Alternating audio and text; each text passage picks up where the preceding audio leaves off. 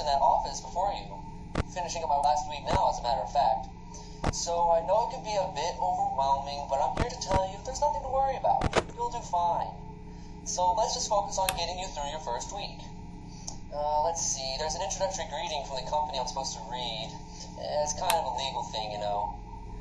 Welcome to Freddy Fazbear's Pizza, a magical place for kids and grown-ups alike, where fantasy and fun come to life. Fazbear Entertainment is not responsible for damage to property or person. Upon discovering the damage, death has occurred, a missing person report will be filed within 90 days, or as soon as property and premise has been thoroughly cleaned and bleached, and the carpets have been replaced, blah, blah, blah. Now, that might sound bad, I know, but there's really nothing to worry about. The animatronic characters here do get a bit quirky at night, but do I blame them? No. If I were forced to sing those same stupid songs for 20 years and I never got a bath, I would probably be a little bit irritable at night too. So remember, these characters hold a special place in the hearts of children, and we need to show them a little respect, right? Okay.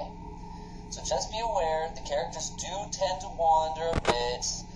It's like some kind of free roaming mode. Something about their servos locking up, and they get turned off for too long. They used to be able to walk around during the day too, but there was this bite of 87. Yeah, it's amazing the human body can live without the frontal lobe.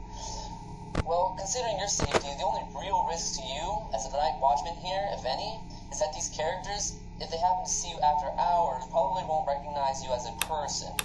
They'll most likely see you as a metal endoskeleton without its costume on. Now, since that's against the rules here at Freddy Fazbear's Pizza, they'll probably try to forcefully stuff you inside of Freddy Fazbear's suit. Now, that wouldn't be so bad if the suits themselves weren't filled with crossbeams, wires, animatronic devices, especially around the facial area.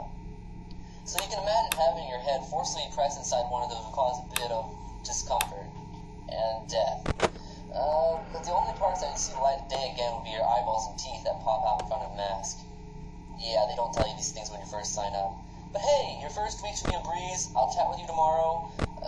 Check the cameras, and remember to close the door only when it's absolutely necessary. You have to conserve power.